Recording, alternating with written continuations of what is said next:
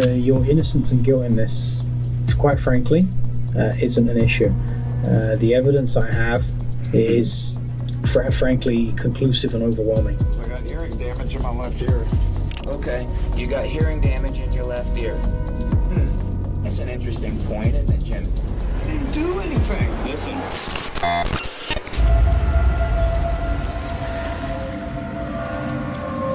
In a justice system aimed at uncovering the truth, what occurs when human biases and faulty investigative methods become prominent? This video sheds light on Michael Dixon, who was wrongly accused of crimes. Come with us as we explore the psychological battles in interrogation rooms and courtrooms, uncovering an aspect of justice rarely exposed. You're charged with break and enter. That's what you're arrested for. Within the domain of criminal justice, the quest for truth often navigates complex routes filled with ambiguity and doubt. Despite our desire for justice to unfold straightforwardly, there exists a hidden realm of flawed human decisions, errors, and partiality that can inflict irreparable damage. Michael Dixon's narrative serves as a haunting reminder of how these systems can weaken, failing an innocent individual. It's a tale of an arrest not founded on evidence, but on hasty conclusions, ending in an unforgettable ordeal. On the night of August 15, 2003, in Hamilton, Ontario, 37-year-old Michael Dixon anticipated an ordinary evening. Known among his friends as friendly yet reserved, Michael was on his way home from work. However, this self-described introvert's life took an unexpected turn within moments. A 911 call reported a break-in at a jewelry store near the bus station, providing a specific description: a small white man with a buzz cut and white shoes. Responding officers, amidst the chaos, encountered Michael Dixon, a black man with a shaved head and dressed in black boots, walking past the parking lot, simply attempting to reach his destination. The officers, fueled by adrenaline in the chaotic situation, made a critical error. In an instant, they detained Dixon at gunpoint. Do you wish to say anything in answer to the charge? You are not obliged to say anything unless you wish to do so, but whatever you do say may be given in evidence. Well, that's fine, because what I have to say is to plead my innocence, so I don't mind that being. Okay.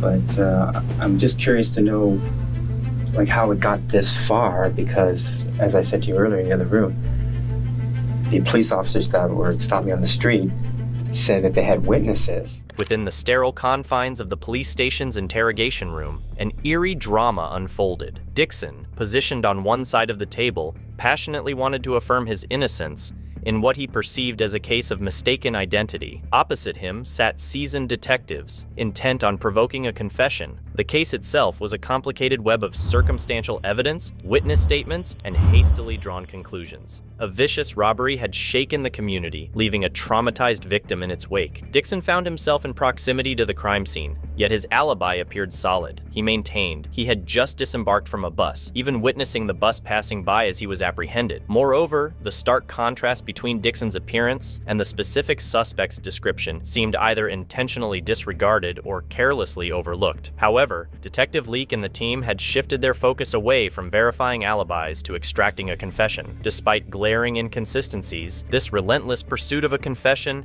added a worrying layer of complexity to the case, suggesting a system more fixated on speedy convictions than uncovering the truth. Your innocence and guilt in this, quite frankly, isn't an issue. The evidence I have is, frankly, conclusive and overwhelming. Okay? So I'm not even going to ask you if you did it. What I have to ascertain here is what kind of guy you are.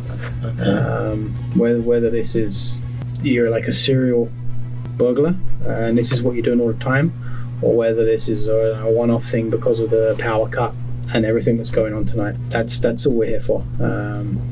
Okay, I understand your position. Like I say here, I didn't do it, and you've heard that a million times, I'm sure, in your career. But it's just, ask me questions. That's all I can do is answer them, I guess. I've got no questions to ask you. I mean, why did you do it? That's basically, that's my only question. Coming from that position, and since I'm saying I didn't do it, I really don't have an answer for you except to say I didn't do it. I guess we haven't really got a great amount of talking about. Yeah, it's like I said, whether you did it or not isn't up for the discussion. Okay, well, it's really not. Your innocence or guilt isn't the concern here, Detective Leake asserted to him bluntly, setting the tone for the entire interrogation. This statement wasn't a casual remark. It was a deliberate tactic aimed at unsettling the suspect and asserting dominance in the conversation. There's a number of witnesses. Ooh, great. One of whom had a video camera. Perfect. Yeah. Okay, then. Take Well, right that's there. relieving. That's So- relieving. To be quite honest. Yeah. So view the video camera. I have. Okay. That's why you hold guilt. That doesn't even make sense to me. Because if I'm on the video camera, that doesn't make sense. You have a video camera that shows me? Yeah. That doesn't make sense. It makes perfect sense to me.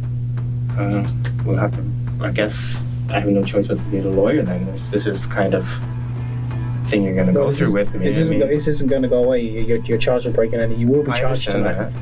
Okay. You will be going to court in the morning, charged with breaking in with intent. Michael's story holds a remarkable narrative of psychological warfare unfolding within that confined space. It included the detective's arrogance, the deceptive claims regarding non-existent video evidence, and Michael's own resilience and intuitive resistance. Despite seeing through the strategy, Michael remained willing to provide information, holding on to a belief in the system's innate fairness. That's what's going to happen right now. Can I ask you something? Okay, are you just making this up that you have a video camera so you see how I react? Because it goes that if you're saying, okay, if I am guilty, as you believe, because you have me on video camera, then okay, we'll go through the procedure.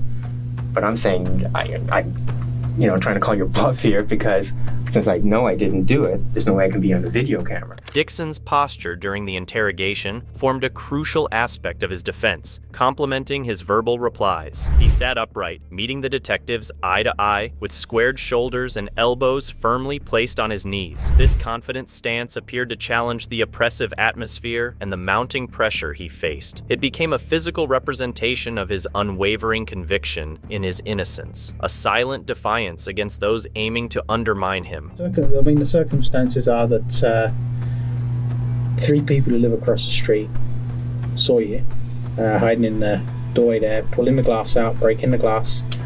When the police officers, the 2 uniform officers who arrested you, pulled up across the street from you, they saw you run off down the alleyway, and then they described the police officer who arrested you chasing you on foot. And that police officer then arrested you around the corner. So This police officer recognizes me in green shorts and white t-shirt with a knapsack. the witness, all of the witnesses, saw you running from the store, being chased by the police officer who arrested you. When did this take place? Like how long before When I was arrested? Like, he ran immediately before, seconds. well, this isn't me. That's what I'm telling you. The detectives were not blind to this posture. They interpreted it as a challenge, perhaps even a threat. As the interrogation persisted, their approach evolved from casual inquiry to psychological manipulation. Employing traditional tactics like the good cop, bad cop routine, fabricating false evidence, and posing leading questions, they aimed to disrupt Dixon's composure and stability. I was at work. I caught the 12:30 bus to Hamilton. They pulled in a station. I walked from the bus along, like on the inside of the station there where the docks are, down the stairs, up John Street, crossed John Street.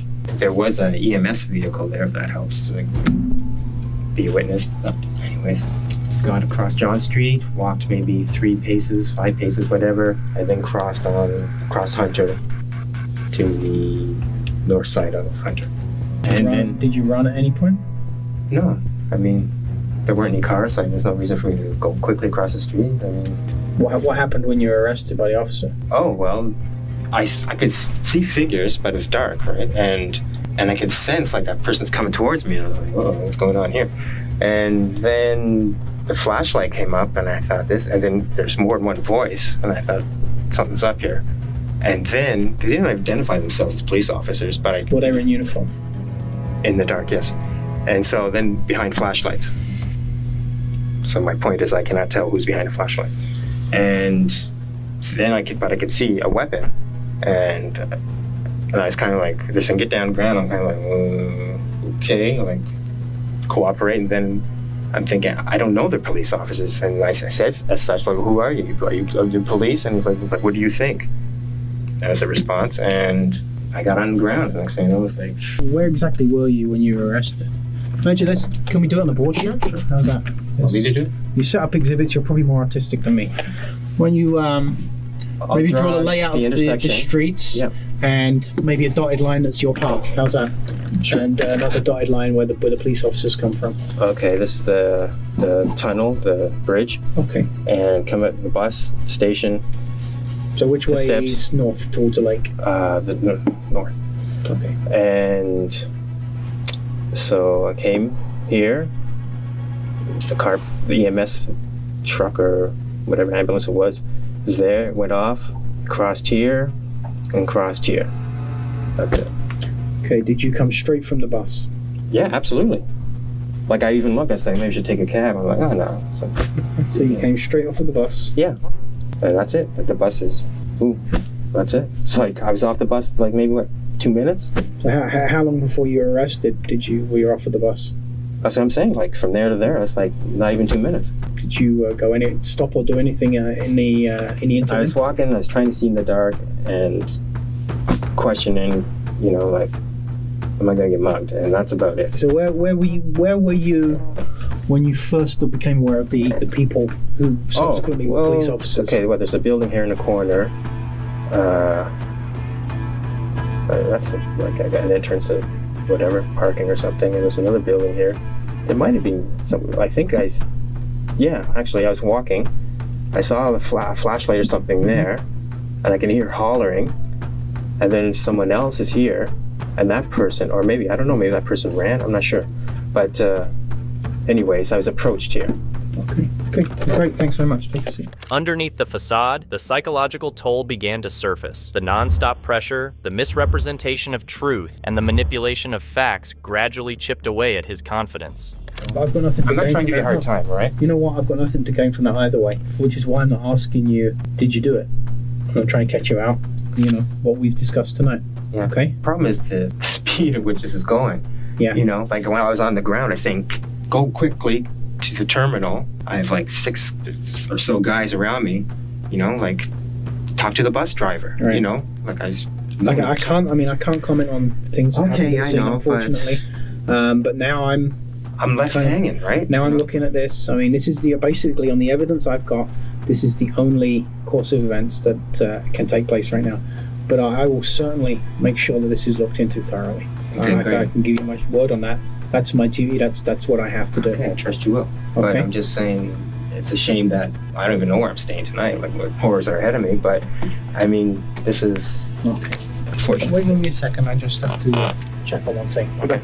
Michael's composure remained remarkable, yet fear began to surface beneath it as the harsh reality set in. The realization that he wouldn't return home post-interview and that the truth was slipping further away was reflected in the anxiety that emerged in his eyes. "It just stings being doubted until proven innocent," Dixon expressed to the detective, summarizing the painful irony of his predicament. A supposedly innocent system that often operates assuming guilt. Dixon endured 3.5 agonizing days in jail. Relief came only when an independent investigator scrutinized his alibi witnesses and surveillance footage, leading to his dismissal. However, the scars endured. A subsequent civil trial resulted in Michael being awarded $46,000 in punitive damages. The officers faced consequences of demotion and suspension, but can financial compensation truly heal the wounds of such a traumatic ordeal? His narrative serves as a lesson in humility and patience, underlining the terrifying reality that everything can abruptly change, even with truth on your side. In this next segment, we shift focus to the case of 51-year-old Larry Rothy, charged with allegedly firing at a police officer. Despite the officer escaping unharmed, detectives went to great lengths to extract the truth from Larry. In this video, we navigate through Larry Rothy's interrogation, uncovering a case that is a compelling study of false confessions.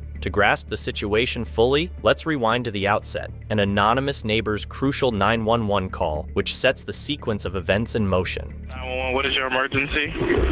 Yeah. One of my neighbors just came outside a minute ago and was shooting off a handgun in front of his yard. BB gun or a handgun? No, a handgun. What's the address? Their address? I don't know. I'm at 4810 Northeast First Terrace. He's right across on 48. What is that? 48th Street? On 48th Street, he has a white Camaro and two motorcycles in the front yard. Across the street from you? Yeah, across the street from me. I'm sitting right outside smoking. I saw the handgun in his hand. And there's two motorcycles, like two toppers. Okay, and what's your name, sir? Did you want to be anonymous? Anonymous. And he shot, how many times did he shoot the gun? Twice. He's a male or a black, white, or White male. White male. What was he wearing? I don't know. I can't see that much. But I know I did see the gun in his hand.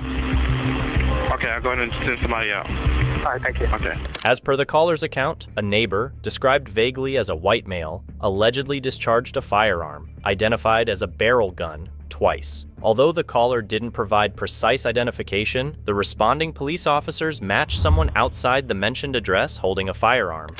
For 48th and First Terrace. About for the callers advising that it's going to be a white male, approximately 6 foot tall, white tank top shirt, and long dark pants.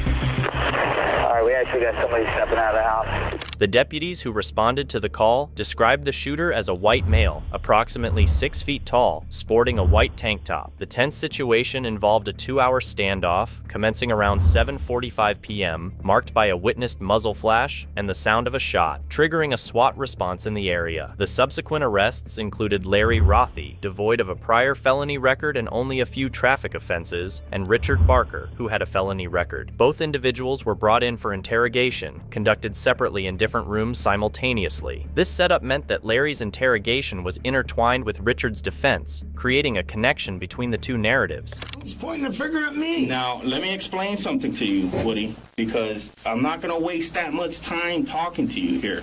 Okay, I'll tell you what happened today. I'll tell you some of what happened today. I didn't shoot nobody. Listen to me. I'm going to tell you what happened, okay? We got a call from a neighbor about somebody discharging a firearm, okay? Yeah. From that point on, this nosy neighbor, or whatever we're going to call him, has monitored, and I'm not going to tell you how, okay? Just think about it. With today's technology, monitored what was going on in front of this residence that they were calling to complain about until police arrived. There was a discharge, okay, of a weapon as police pulled up. I need to find out if that firearm was discharged to kill a police officer, to assassinate, murder a police officer, did it go out accidentally? The initial observation to note is that Larry isn't wearing the white tank top described as part of the shooter's attire, which actually matches Richard's description. This aligns with Richard's assertion and adds credibility to his statement. Additionally, despite the detective's insistence that the caller documented or recorded the shooter, there's no confirmation that the recording, if it existed, was of Larry. It appears the detective might be pressuring Larry to confess under the implied threat of being recorded, a tactic worth considering. While ordinary individuals like Larry cannot lie during interrogation, it's crucial to remember that detectives, on the other hand, can employ various tactics within legal boundaries, potentially affecting the dynamics of the interrogation. There's two different spectrums here. Discharging a firearm in public is a misdemeanor. You understand that? Right. That's a misdemeanor.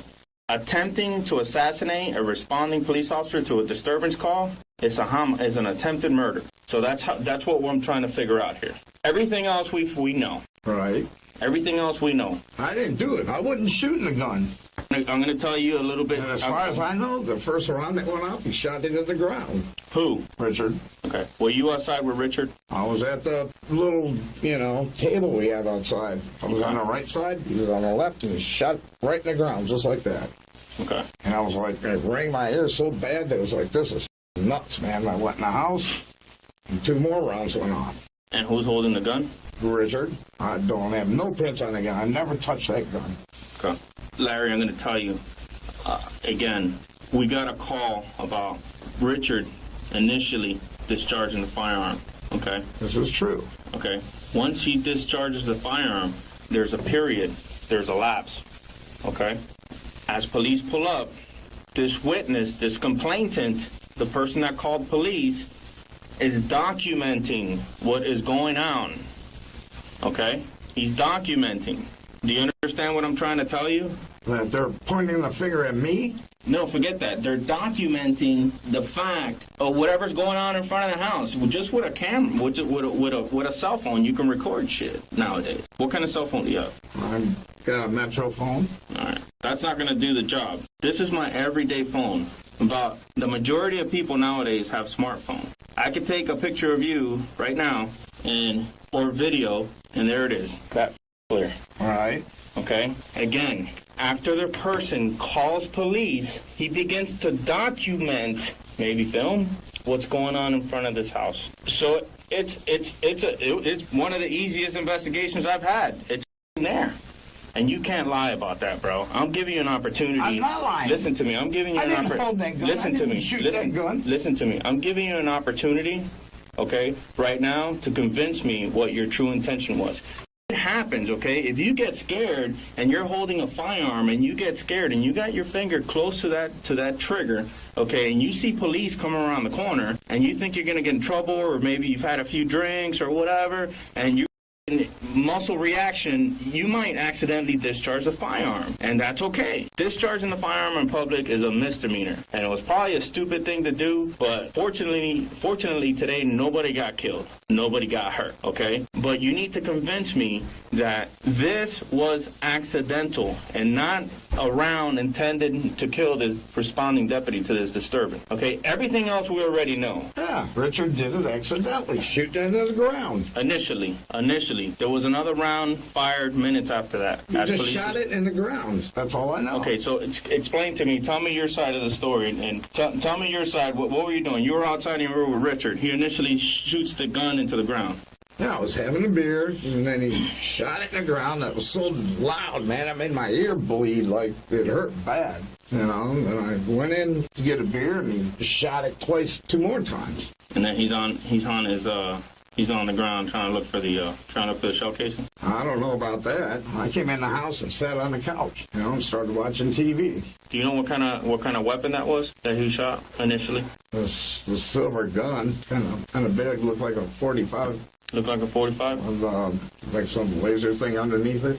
I didn't touch it. I didn't want to touch it. I didn't want to handle it. And I couldn't believe he was firing it off. I said, no, unbelievable, man. This is crazy. The detective's line of questioning moves beyond mere identification of whether Larry pulled the trigger, emphasizing whether the act was accidental or intentional. Despite Larry's repeated assertions of not having fired the weapon, the detective's strategy aims to provoke an explanation regarding the nature of the act. This tactic can potentially yield two outcomes. Either Larry gives in to fear and confesses, or he faithfully maintains his innocence despite the pressing interrogation. So if you ever had your firearm on, you say Richard's gun, your fingerprints are going to come back on there. No, they're not, because I never touched it. You never touched it? Nope. Okay. I'm sitting 2 feet away from Richard when he's firing that round.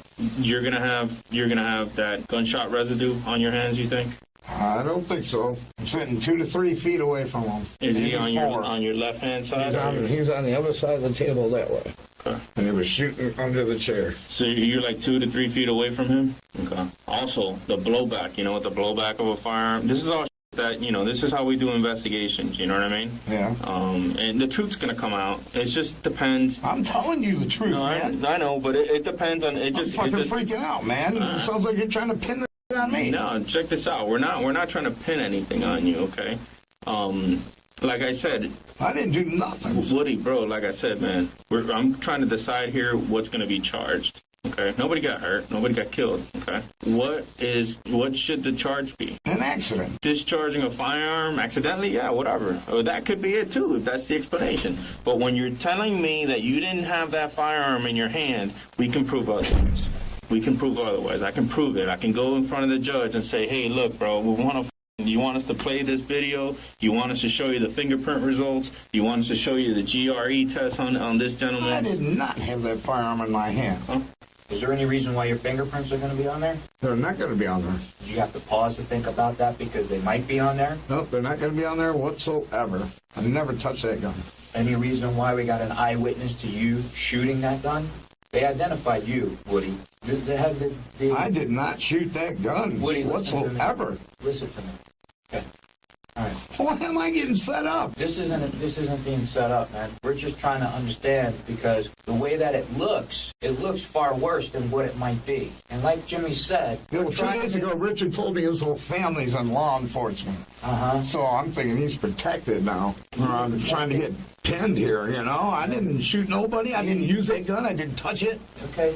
So there's no reason why your fingerprints are going to be on that gun at all. They're not going to be on that gun. I promise you that. Don't promise me something that you can't hold up. I can promise you that. Okay. Can you explain to my partner and I why that you were positively identified as the person who shot that gun? It's a misconception. That's a lie. I did not shoot that gun. Who was in the house other than you and Richard? Michael, Diane, and Jack. The possibility arises that Larry, considering his consistent adherence to his version of events, despite the mounting evidence, might not be skilled at deceit. Furthermore, he may have unearthed an alternate perspective, the potential framing arranged due to Richard's familial ties within law enforcement. Considering the perceived protection and priority often accorded to individuals associated with law enforcement circles, this theory gains credibility, indicating a potential motive to frame Larry amidst a scenario where police loyalty prevails over external individuals. Woody, don't waste your time. Don't waste my time, dude. We've done the investigation, bro. I need to find out if you were trying to kill this cop or if it went off accidentally. You might have just been looking at the thing, and when you saw the cop, you said, "Oh shit!" What the hell are you talking about? I did not try and kill a cop. Okay. Well, that's what you need to tell me. That's what you need to tell me. Don't tell me you didn't have a firearm in your hand. I did not have a firearm in my hand. We can prove that. We're beyond that point, buddy. We're beyond that, man. And based on our investigation and the trajectory and stuff like that, we sort of believe that it probably... I did not have that firearm in my hand at all. It could have been a fucking accident. It could have been an accidental discharge, okay? But when you're completely denying that, then I gotta think another way, bro. Because, dude, it's the truth. I didn't have that firearm in my hand whatsoever. Well, you're not. Maybe you're not listening to what I'm saying. This person that complained and called initially, document was recording, dude. As we get there, because he knows police are coming. He's the one that called. Come on, man. Did you try to kill a cop, or did it go off accidentally when it fucking, or did Richard drop it and you? I mean, tell me something. Tell me something. Were you looking at it and when you saw the cop, you said, "Oh shit, you know, I'm gonna be the one getting in trouble for shooting in the ground, not Richard." I never touched that gun, man. It was in Richard's hand the whole fucking time. He shot the ground, and he walked in the house, came back out, shot it off 2 more times. I'm like, no way. I didn't touch that thing whatsoever. Where's the gun at? I'm terrified of guns. When the deputy pulls up, what does Richard say? I don't know. Did he say shit the cops or what the? I don't know what he said. I was in the living room watching TV. I was on the couch. You said you were outside when he fired 2 shots. He went outside, he fired 1, you went inside to get a beer, you came back out, he fired 2 shots into the ground. Come on, man. No, it was something like that. But no, not something like that. Tell me what it was. Let me tell you something. You're not fooling anybody here, bro. Dude, I didn't do this. I'm not. You know why I'm asking you to see how much you're gonna lie to me. I'm not lying to you. I'm not gonna sit here for hours, dude, and ask you the same stupid questions. I know most of this. Okay. I'm trying to find out intent because a camera doesn't tell me what intention your brain has. There's no intention. Or Richard. Richard didn't want to kill the cop. He was shooting the ground. He shot into the ground. I watched him do it. Well, you told me a second ago you were inside. He popped a cap off once. The first cap he popped off was right under the chair. And then I went inside to get a beer, and then as I was proceeding to walk through the kitchen to the outdoor, all of a sudden 2 more caps go off. What did you do with the gun? What did he do with the gun afterward?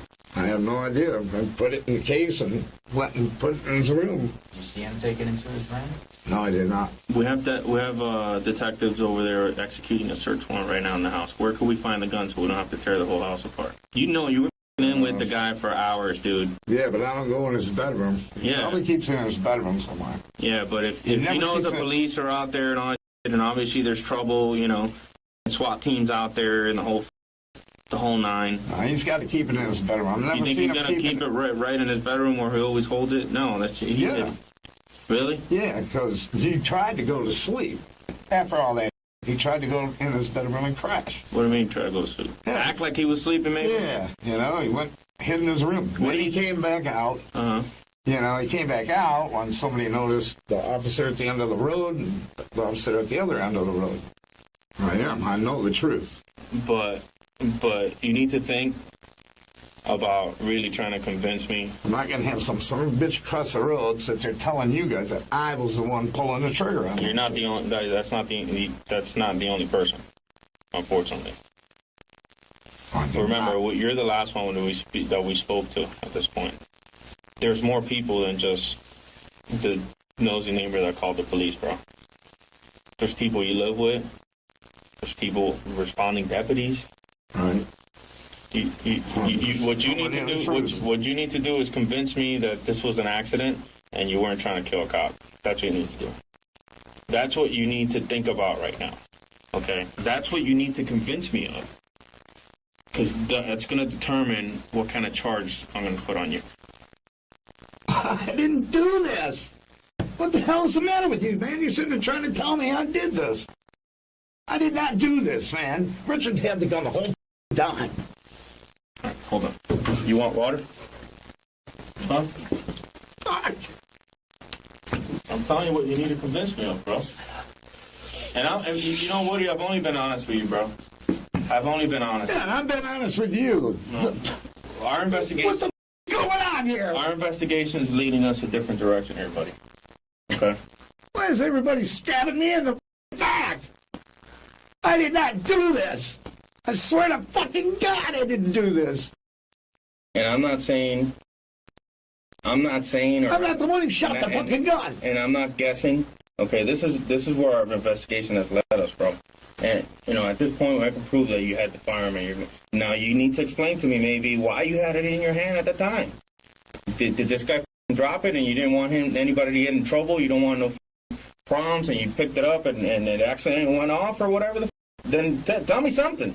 But don't tell me you didn't have the gun in your hand, brother. No, I did not have that gun in my hand whatsoever. All right. I swear to God, man. It seems plausible to consider that Larry's consistency in tone and demeanor, despite the weighty accusation, could indicate his truthfulness. Under such intense circumstances, most individuals would likely display a heightened emotional response. Yet Larry maintains composure. The officer appears to disregard Larry's assertions, avoiding presenting any recorded evidence while persistently pressuring him to admit guilt. This tactic suggests a lack of actual documented proof implicating Larry in the shooting. If Richard indeed possessed the gun, the GRE test would confirm Larry's lack of involvement. Realizing Larry's unwavering stance, detectives resort to quoting Richard's earlier statement to him, likely hoping to provoke a reaction or weaken Larry's resolve. I was in there speaking to Rich. Yeah. He's saying that you brought that gun into the house, that he shot it tonight, and you brought it into the house. Where did that gun come from? Really? Yes. I don't know where it came from. He brought it home. From? I don't really know, because when I moved in there 2 weeks ago, and he came out just showing it off. He come out, and look what I got, Woody, you know? I'm like, oh, okay, cool. Did he tell you where he got it from? No, he didn't say. No, I didn't care to ask. Mm-hmm. So I'm like, okay, you know, keep it away from me. Hey, And I guarantee you, Serge, that freaking gun's in his room, because he keeps it in his room. I know that. Right. So, obviously, you've been to Florida State Prison? Never. What prison have you been to? I've never been to prison. No? Are you a convicted felon? No.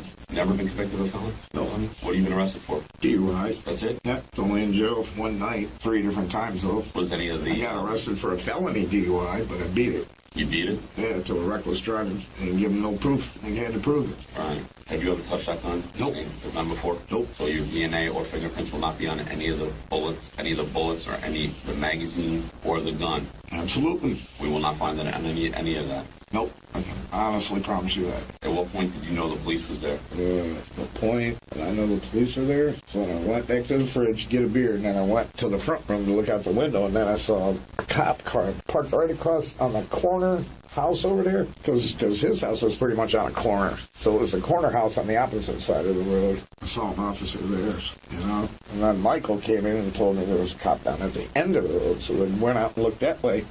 There was a officer down there with the lights flashing. I was like, oh boy, it's going to be closed in.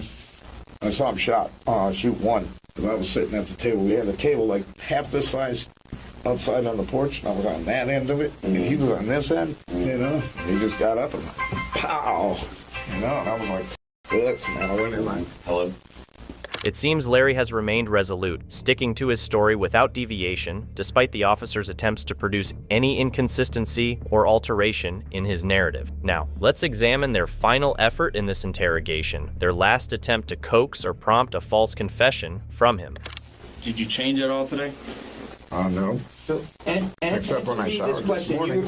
Because we were out at the house and we were looking at the house, and you were sitting on that table. You know that table because you're facing the road, right? Yeah. And you're sitting like on that side of the table, right? On the right side of the table, yes. Okay. All right.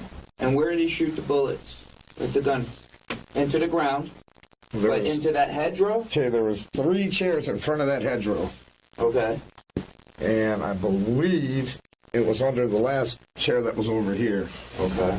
That's what it looked like. And your right ear was hurting? Yeah, the pop made my right ear ring like mad. Okay.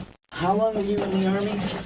3 years? Yeah, this was a long time And when you ago. shoot a gun, when you shoot a gun, you're right-handed, right? So when you shoot a gun, let's just use a rifle, for example. When the round is extracted and the shell flies out, what ear hurts the most, your left or your right? My right ear. Your right ear. So tell me why, if you're sitting to his right, your right ear hurts if the gunshot is coming to your left. Can you explain that to me? Because I got hearing damage in my left ear. Okay, you got hearing damage in your left ear. That's an interesting point, isn't it, Jimmy? The only ear that hurts, including when you have ear damage, is the one that you hear it the closest to the firearm, isn't it?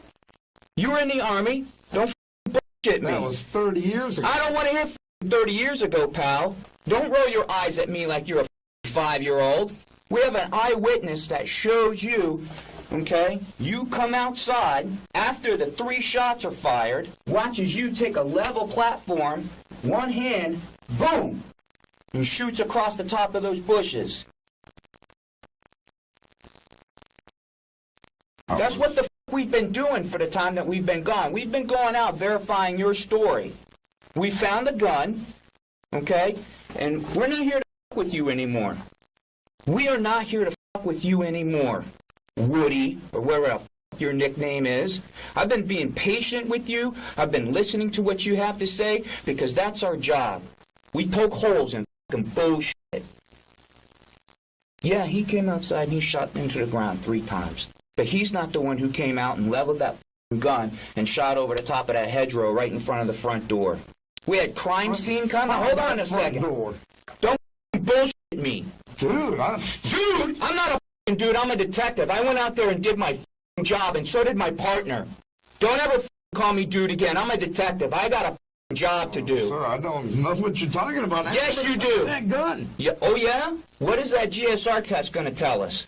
That's gunshot residue, by the way. What's it going to tell us? When we process that firearm, CSI has that firearm right now. What's it going to tell us? We're going to run your prints. We're going to process that gun, and you know what it's going to tell us? Your prints are on that gun. Now, when we present all this shit to the judge, and your lawyer's going, yeah, dude, maybe you shouldn't have with these detectives. I'm not with you. I didn't touch that gun whatsoever. You did? I know what I did. You? I know what I did. I drank beer and watched frickin' Richard shoot the shit in the ground. Right. Okay. And after that happened, you went inside. I went, woo, boom. And you came outside and you shot another round. I did not. I didn't do it. Yes, you did. No, I didn't. Yes, you did. I did not. This is like I'm dealing with a 5-year-old, Jimmy. That's what I can't understand. There's people saying you did. Your buddies are saying you did. You fired the 4th shot. Now, we need to know if you tried to kill that deputy or did you just discharge a firearm? And that's the misdemeanor. We need to find out. We have a good idea, but we want to hear it from you. We have a good idea what your intention was based on the trajectory of the round. We need to hear it from you. I wasn't trying to hurt nobody. I didn't fire the shot. I don't remember firing the shot. This is what happened, bro. Okay? Your buddy's out there, Richard. You guys are hammered. You're drinking. He ends up shooting the rounds like you described, which is good. You're telling us that far. He shoots the one. You guys go inside for funny, get another beer, come out. He pops another 2 rounds, okay? And funny, it's all fun and games. It's cool. We're drunk. And you come out and you unintentionally go out there and just fire your own round. And at that point, we have witnesses observing this. because they've already heard 3 before rounds. Okay, there's witnesses that observed it. Deputies already on the other side of the street watching you, setting up on the house. The guy has a rifle trained at the front door because he doesn't know what the going on. And unfortunately, this deputy had the wrong address as he pulls up, and he's the one coming up to the target house, your house, and while he's pulling up, the round goes off, so he thinks they're trying to shoot at him, which we don't believe is the intent. But we need to hear from you because only you know what you were thinking in your head. You can't tell us that you didn't have a firearm, that you didn't shoot a round, because we can prove that. Now, we need to know if you were just being a fucking jack-off. Didn't, man. Yeah, well, yeah, you did. Yeah, you did, bro. Yeah, you did. There's 4 shell casings out there, bro. You shot the 4th one. You need to tell us what your intent was. Wasn't to do any harm. Okay, so you were just off? Did you make a stupid decision today? You were drinking, you were drunk, I want to crack one out, too. If I did that, then it was a stupid thing. Yeah, it was stupid. But I don't remember doing it. And we don't believe you were trying to kill the deputy, but you need to be honest so we can put all this together and say, hey, look, the guy was a jackass. He committed a misdemeanor and cracked the round off, but we have no solid concrete proof that shows that he was actually trying to shoot at this deputy. It's just the way it happened, the way they were dispatched, and the way that this deputy was coming, and, you know, it seemed like he could have been shot at. The deputy didn't even know they were shooting. He just heard the shit. He didn't know he was in front of the house. But if you keep lying to us, I'm not lying. Yeah. I can't remember. Yeah, you fucking can. No, I can't. Yeah, you can. Why? Because you were drinking? You were drinking on top of doing my medication. Yeah. But you do that every day. It probably fades me out. No, I don't do it every day. Oh. I don't drink every day. Not like Richard. Well, you fired that shot, brother. It's evident from this heated interrogation that the detectives were willing to push boundaries to extract a confession from Larry. Their aggressive stance, cornering him, raising their voices, and intense proximity highlighted their determination. Despite their efforts, the closest they got to any concession was a fearful "can't remember" from Larry. Before diving into Larry's outcome, let's review snippets of the detective's interrogation with Richard Barker, the individual in the white tank top with familial ties to law enforcement. I'm Detective Lawrence. This is Detective Supervisor Ruben. Okay. I met Ruben tonight. You met him already? Ruben, yes. Okay. He's good people, isn't he? Yep. You all guys are. You know, I'm gonna suck up to him because he's my supervisor. And then obviously you have your room, right? Yes, sir. That's a blanket. That's all we got. This is one of those space age ones. Oh, yeah. I thought you were going to, shit, I'm freezing. I get cold real easy. I like the heat, not the cold. You look like you've been out in the sun all day. I ride a motorcycle, so... What's up with that tattoo, man? What's that? Sons are anarchy tattoo? It's a tattoo that was given to me. Okay. By my club. All right. Okay. But we'll get to that. But I'm not with them anymore. I'm out of that scene. We'll get to all that in a little while. Okay, because I ride a bike and I know a little bit about all that shit, okay? Right. Just because of some of the bars that I hang out in and stuff like that, but we'll get to that in a little while. All right? I'm going to tell you guys the truth. I was out there shooting my pellet gun. Okay, well... And, that was it. And, if there's anything else, I don't know what to tell you. Okay. And that was it. And I'm not going to lie about it. I have no reason to. I was out there being, silly, shooting at a couple of beer cans. I had 4 beers tonight. Feeling a little oats in me. And I was shooting at them. Next thing I know, Jesus, I was in bed. And all of a sudden, I got spotlights in my house and every other goddamn thing. So that's it. You guys can have the guns. I don't care anymore because I don't want to see them again. Because if this is what it cost me, I don't want to be there again. Richard. So that's it. Richard, I've been doing this job a long time. Yes, sir. Okay. I worked in New York City and now I work here. I've talked to a lot of different people. I grew up summers in Massachusetts. All right. In Newton, Waltham, every place, Sharon. Right. So I know a lot of people from Massachusetts. All right. The thing is that I'm going to tell you right now, while you were out on your lawn, some of your neighbors called the police. They listen to what I'm saying. Yeah. People started videotaping. Everybody's got a camera now. That's why the police came there in full force. All right. Right. I know somebody had a gun, a real gun, not a pellet gun. So what I want you to do is I need you to start thinking about your house, okay, and your freedom. You need to start telling us the truth about what happened tonight. Well, Because there was a real gun tonight besides the pellet guns that are over there. And I need you to tell me the truth about what happened. I don't know. No, you do know. No, I don't. You do know. All right. So you come home. Now, it's getting dark out. I'm going to tell you, Sergeant, right now, and Sergeant Rubin, came home, had a couple of beers, had a little bit of turkey, went outside, shot some beer cans, went in, had a little bit more turkey, and went to bed. Okay. And then the next thing, I get calls. I get knock on the door. All the cops are all over the place. I don't know what those smoking. Okay, when did the people across the street are always lighting off fireworks and every other goddamn thing, you know, so I'm going, oh, okay, what's going on? That's when I came out and had a cigarette, and the next thing I know. Okay, when did you see him with the firearm today? What's that? When did you see him? I didn't see him with a firearm today. When did you see him with the firearm? I didn't see him with it today. When did you see him with it? When was the last time you saw him with it? About 3 weeks ago. Okay, how do you know he had it today? I don't know if he had it today. You told me he said he put it in the... He said that he was going to put it in the attic, and I said, get it out of my house. When was that? When I first saw that he had it. About 3 weeks ago. So what makes you believe he put it in the attic tonight? I have no idea. I have no idea. You can go check. You guys find it, take it. I don't want it in my house. I don't want the pellet guns in my house. You can have them all. If, in fact, that's where he put it. He told me that's where. What did you guys discuss while the police were outside your house, you and Woody? Nothing. Sergeant Rubin, nothing. Nothing. I don't want no guns in my house, period. Coffee should be here in a few minutes. Okay, thanks, man. Sergeant Rubin, just take me home. You can drive. I'll go with you guys. You can handcuff me. I know, but because, listen, you have to understand, because he lives there, he's a resident, you can't give me permission to search something for him. That's why we need to get a judge to sign a warrant. So that's what's going to take a little while.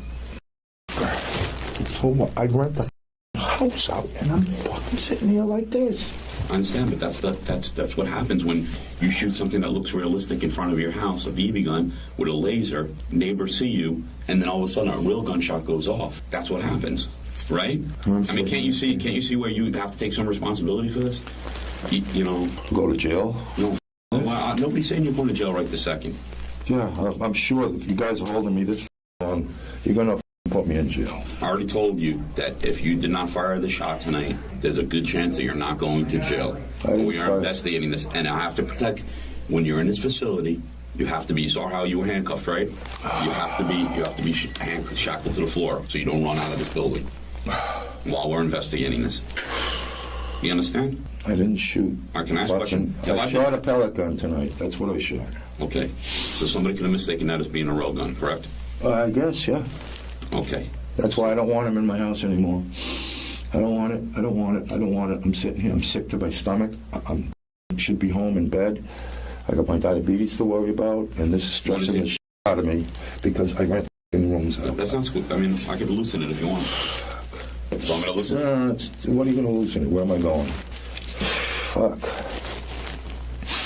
It's shocking to witness the stark contrast in interrogation approaches between Richard, who admitted to firing the gun, and Larry, who resolutely maintained his innocence. Richard was offered leniency, even having his cuffs loosened, while Larry faced aggression and coercion to confess. This harrowing ordeal resulted in poor Larry enduring 4 years in prison. It all began with a 911 call implicating Richard Barker for discharging a firearm, an act he confirmed and confessed to during interrogation. However, this blatant difference in treatment led to the wrongful incarceration of an innocent man, a tragic consequence born from fear, deception, and corruption within the Broward County Sheriff's Department. Remember, it's your curiosity that fuels this channel. Keep exploring, stay inspired, and join us for more amazing content next time.